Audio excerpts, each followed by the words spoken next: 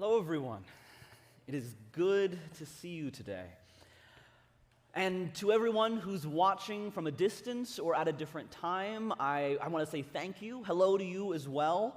I love that we have the technology that makes this kind of thing possible. And more importantly, I love that we have people like you, people who are dedicated to taking the time to join us, to watch, to participate, even from a distance. So truly, thank you. This week, we're going to be looking at a passage in John 17, and I have something which may be a bit of a surprise to a lot of you. I'm not going to give a bunch of background on it. Yeah, oh, come on. No, it's okay. Variety is important, and I'm not going to spend the first 5 minutes of the sermon giving the background on the book of John or the context of this passage. We're just going to dive right into it. We're going to talk about it, and then I'm going to talk a little about what I think it means for this church specifically. You can pull out your Bibles. This is if the Bible in the seat, I think under you is how we have it now. This is page 899. Otherwise, your apps, your devices, whatever you have. And as you turn there, if any of you were bummed I wasn't giving the background this week as opposed to celebrating, both are good. They all fit. But if you were disappointed, I want to remind you, we have the Grace Fishers app. If you haven't checked it out, there are sermon notes that are faithfully added by our very own Beth Montgomery into there every week.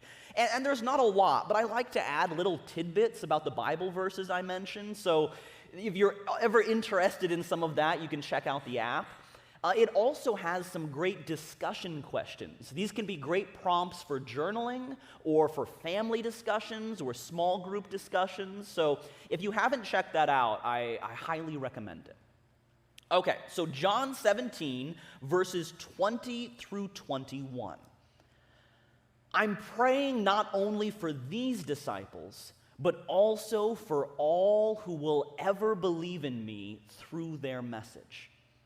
I pray that they will all be one, just as you and I are one. As you are in me, Father, and I am in you, and may they be in us, so that the world will believe that you sent me. So it's Jesus speaking in this prayer, and this prayer, recorded in the book of John, is a prayer that Jesus makes shortly before he's arrested and eventually executed. And this prayer is really unique because we get a special glimpse into Jesus' own heart for us. It's not just something that Jesus thinks we should do or be. This is kind of Jesus' wish list. If he could ask for anything, what would he ask for? And that's why this prayer is so fascinating to me, because deep down, I tend to suspect, or I tend to feel, that what Jesus really wants from me is to be a good Christian. That if he could have anything in the world, it would be me with the power to do the right thing. And to be clear, he does want me to do the right thing, absolutely. But that's not what he asked for here. Let's take a look at verse 21 again. I pray that they will all be one, just as you and I are one. As you are in me, Father, and I am in you, may they be in us, so that the world will believe you sent me. He didn't ask God to make us morally perfect. He asked God to make us perfectly unified. Jesus asked that we would be one together. Just as Jesus and the Father are united, our unity would be that close and that real. And this passage can really get to me at times, because this is the passage when Jesus prayed for the future church. When Jesus prayed for me, he wasn't worried about how good a person I was going to become. The thing he asked for me was that I would have the power to stick with all of you, and that we would have the power to stick together. Oddly enough, Jesus said repeatedly in this passage that our unity is how the world will know Jesus is real. He said it in verse 21, and here it is again in verse 23. May they experience such perfect unity that the world will know you sent me, and that you love them as much as you love me. Jesus said that it is our unity together that will prove to the world that Jesus is real. The hope is that the love we have for one another will be so strong and so undeniable that there will be no human explanation. And now throughout history, we've had little moments like that. The Romans, they were not particularly impressed with Christianity. I mean, our beliefs were strange, our rituals were weird. We were really just one more of a lot of religions they had at the time. But there was one thing that they noticed, that men and women and enslaved people and free people and people of all cultures and ranks ate together in unity. In fact, we have writings from non-Christians talking about this. The world notices our unity, or lack thereof. More importantly, our loving unity is the thing Jesus asked for most of all. And he didn't ask in vain. I believe that he has given us the power to actually do this. Our church can be a home of loving unity. We, us, can be a people of loving unity. We can actually do this. Now, all this can sound a little abstract, so I want to give you a picture of a house of loving unity that I've been to. It's my grandparents' house. Well, actually, it's my grandparent-in-law's house. The first time I visited, they were not even my in-laws. I was dating Hannah, we're married now, and this was the first time I was meeting her grandparents. And we drove up to their house, and I met them, and they were lovely, and then I laid down on their couch, and I took a nap. And if you don't know me very well, this may seem like a fairly normal thing to do, but the thing is, I don't take naps during the day. And one of the reasons that I don't usually take naps is because I really struggle with the feeling that I have to earn my rest. Now that's a lie. I want to be very clear with that, but it's something I struggle with, and so I usually don't take naps. And I especially don't take naps at other people's houses. Because another thing I struggle with is that I want to make a good impression. And I want people to know that they are important to me. And I want people to know that I love them. And I struggle with the fear that if I'm not a good host, or if I'm not a good guest, or if I'm not just a good person, people are going to think that I don't love them, or that they're not important to me. And this was my first time meeting her grandparents, so normally these fears would be up to 11. But when I walked into that house,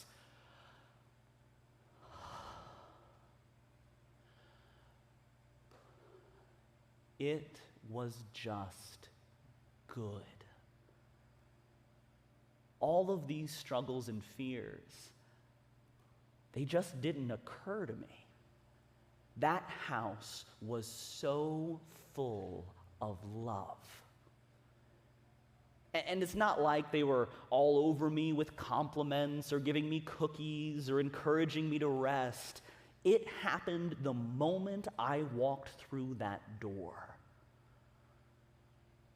Now, there are lots of reasons this particular house was blessed. I mean, these were two people who had spent decades in selfless, dedicated service to God. I mean, this was a house that was covered in prayer and long faithfulness. But I would find out later that her grandparents are a blended family. They both had previous marriages, and when they married, they brought children from their previous marriages. They also brought the pain of loss and struggles that required a lot of forgiveness of people in their past and of each other. but they chose to be one. They chose a loving union. They chose it over and over and over again, no matter how much it cost them. No matter how difficult it was, they kept choosing love and unity over everything else. They endured one another's shortcomings. They celebrated every victory, and relying on Christ at all times, and through those years, that kind of love changes people. And it changes places. So that when I walked into that house, without knowing a shred of their story, I knew that I was loved. And I was safer than I thought was possible. I pray that they will all be one, just as you and I are one. As you are in me, Father, and I am in you. May they be in us, so that the world will believe you sent me. We can be that. We can actually do that, or something very much like it. Because their marriage, my grandparents' marriage, it was built by and on and through the love of Jesus. And that was the power that held them together. And that same love, that same power is what we have as well. And at times, I think this church does have that. I've heard stories of you guys walking in through these doors and just having that happy sigh. And I've heard about being in small groups when you shared that thing that you thought you could never share. I've heard moments about how our community has been that safe space, that rest in the storm, that source of unconditional love. We have those moments, but a lot of times we don't. A lot of times we gather here on Sundays as a small group, as volunteers, and we're still careful. It can feel like we have something to prove. It can feel like we still need to make a good impression. And I know that many of us, myself included, often feel that we need to be careful what we show one another. We have to make sure that we don't talk about that subject. You may know the feeling, and it seems that every week it only gets stronger. If people knew that that was your hobby, or that they were your friends, if they knew that was a show you like to watch, if people knew your position on that subject, or your beliefs on that issue, well, we just make sure not to talk about those things in church. Despite our best intentions, it is easy to feel that at church you have to be a little careful. You don't know what people might think of you. It's not like my grandparents' house. So why not? What are we missing? Why do we only have these moments of loving unity? Well, I don't think we failed. I don't think it's some fatal flaw. I think it's because we're still building. We are not finished as a church. We are in process.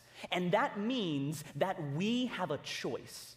We have a unique power to shape who we will be for ourselves and for others to come. This church is being built. And if you are part of this community, that means that your words and your actions will determine what this becomes. So how do we build it? If we want to build that kind of loving unity, how do we do it? Well, building loving unity has really looked different across history and culture. For the Greeks, it was really important to have a ritual meal together. And in a lot of Rome, it was really important to meet in one another's houses.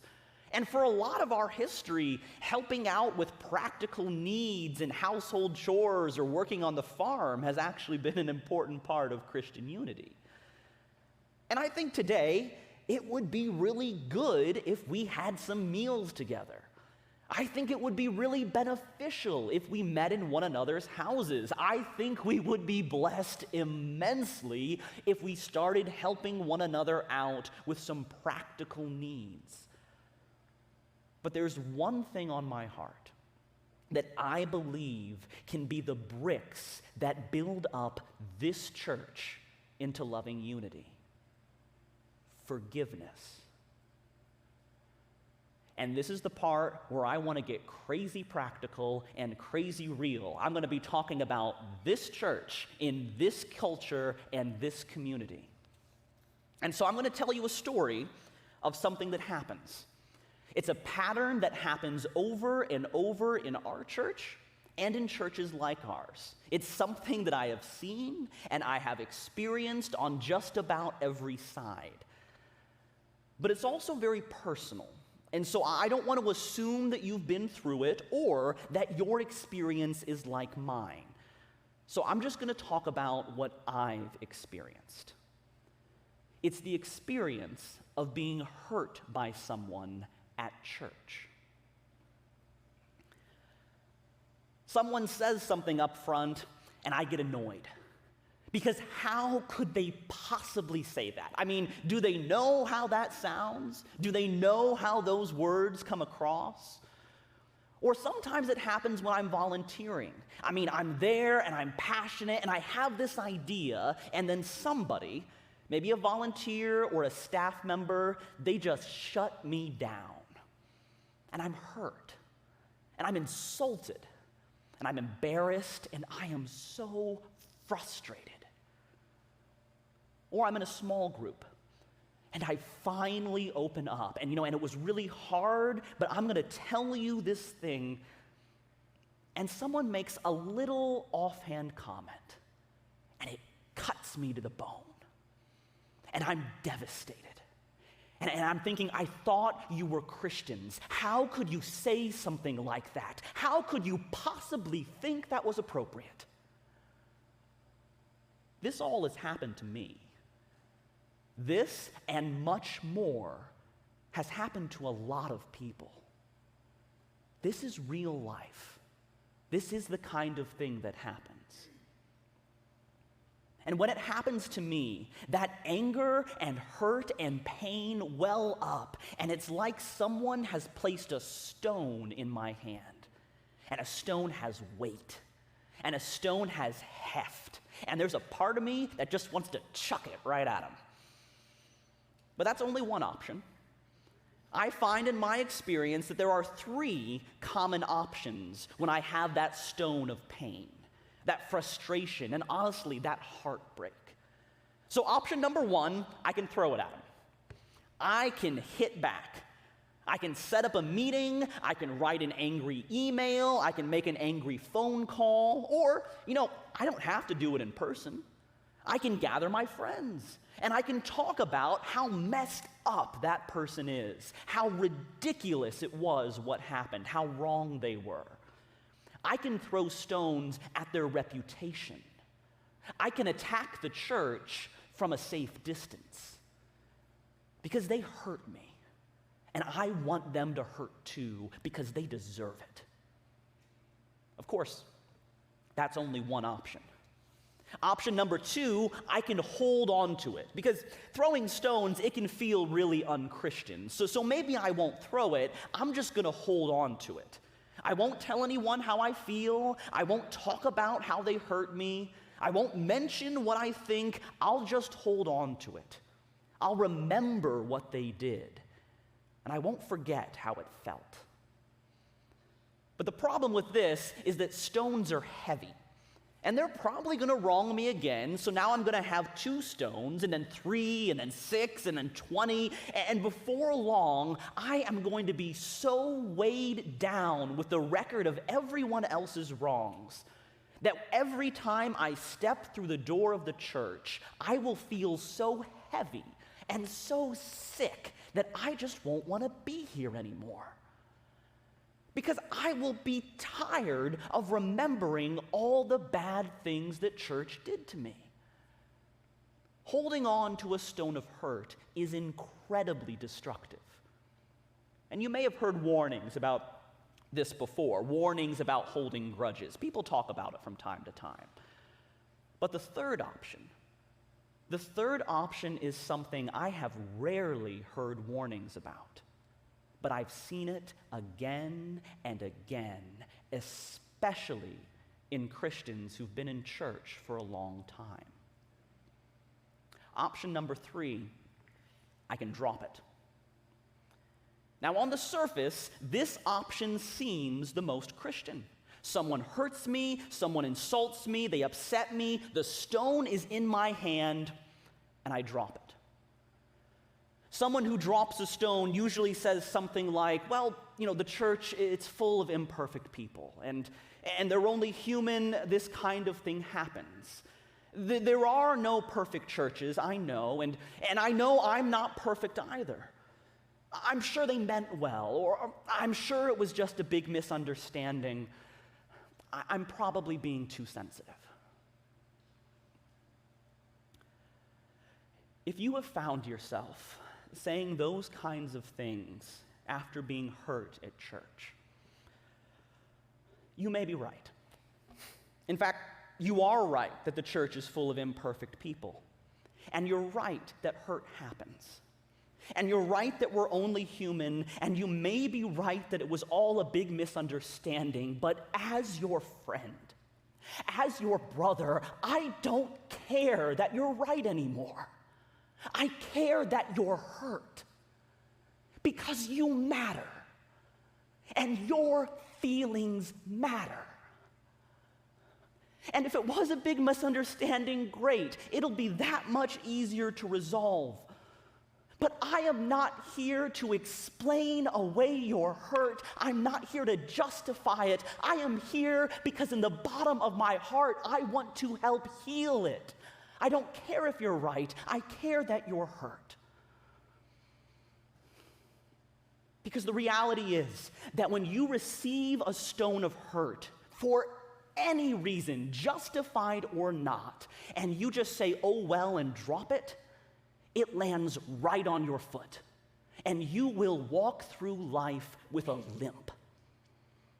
And I have seen too many volunteers, too many staff, too many members, too many Christians walking through church with a limp because of all the hurt they have taken on and explained away. And you were not made to limp at church, you were made to dance.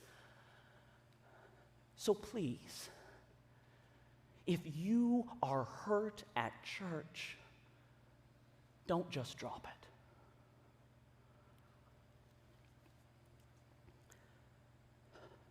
So what do we do? What do we do with these stones of hurt? I believe that these stones will become the very building blocks of our church. I believe our church can be built on forgiveness. We already know that the forgiveness of Jesus is our foundation. His forgiveness of us is why we're here. It's the only reason to be here. But our forgiveness of each other is what will keep us together. Built on his foundation, we're going to use the same materials. His forgiveness of us is the foundation stone. Our forgiveness of each other will build the church. And you see, this is the crazy wonder and power of Christians. The enemy has to work in order to tempt us. He has to work to draw us into sin. But because we follow Jesus, because we walk the path of forgiveness in our hands, even sin can be used to build the church. The stone of pain and hurt can become a building block of forgiveness. To forgive someone is to choose unity in the face of hurt. to choose to stay together even when it's painful. But remember, we're not just dropping the stone. Forgiveness is not explaining away the hurts or quietly choosing to ignore it. If we are going to build a church, we need to find where the stone fits. That means taking your hurt to someone who is wise and someone who is trustworthy. Telling them what happened, telling them how it made you feel, and then, and this is the important part, asking them, what should I do with my hurt? What is the path of forgiveness in this case? Where does this stone fit in the church? Sometimes a wise person will tell you that the path of forgiveness is going to the person that hurt you, setting a meeting and humbly talking with them about what you experienced, about what you saw and heard and felt. Because there's honestly a lot of times when the person who hurt you had no idea what was going on. They had no idea how it came across. And as soon as they hear, they'll be falling over themselves to apologize and to work to prevent it in the future. But sometimes a wise person will tell you that you need to meet with a third party, a staff member or a pastor or an elder. They may be in a better place to bring healing, or they may be in a better place to bring justice. Because some things are just a big misunderstanding that needs mediating. And some things are a wrong that the person really needs to confess and apologize for. But some things are a serious harm that has no place in the church. And our pastors and our elders have been entrusted by God to ensure that justice is done here. And sometimes it's important to bring our hurt to those who've been entrusted to do justice. And sometimes a wise person will tell you that your hurt requires more prayer before sharing. They'll tell you to spend more time writing or journaling or talking between you and God before you consider bringing it up with others. There's been a hurt in my life that I am very glad that I did not set a meeting to resolve right away. I needed more time in prayer and in journaling. In fact, I needed years of time in my case because I was dealing with a whole mixture of hurt and also pride. And God did not want me to bring the hurt to the church until I'd brought my pride to Him. But I know that conversation has been good for me because it has drawn me closer to God and to all of you. If we want to build a church of unity, I truly believe that forgiveness will be our building blocks. And if we want to do that, the first step is to ask those wise, trustworthy people, where does this fit? Where do we take it? And then the next step is to humbly bring it there. Actually do it. Set that meeting with the person who wronged us. And the humble goal is not to tell them how they were wrong. The hope is not that they'll fall on their knees in front of us. The goal of the meeting is that we will leave truly unified. The hope is that I will discover they actually love me more than I thought, or that I'll discover that I love them more than I thought.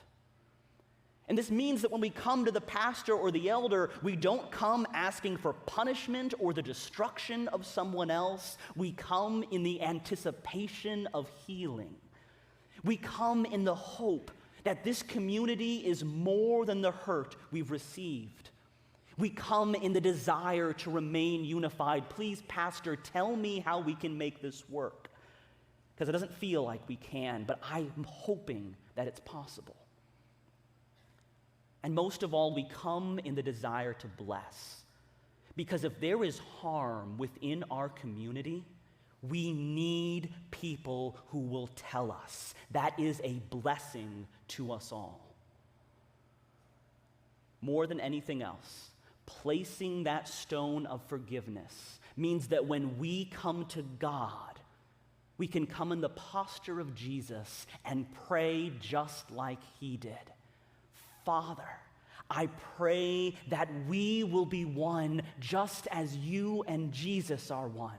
As Jesus is in you and you are in Jesus, may we be united in love. And if all of that feels a bit wordy, we can make it real simple and just pray the prayer that Jesus himself taught us. Our Father in heaven, may your name be kept holy. May your kingdom come soon. May your will be done on earth as it is in heaven. Give us today the food we need, and forgive us our sins as we forgive those who sin against us. And don't let us yield to temptation, but rescue us from the evil one.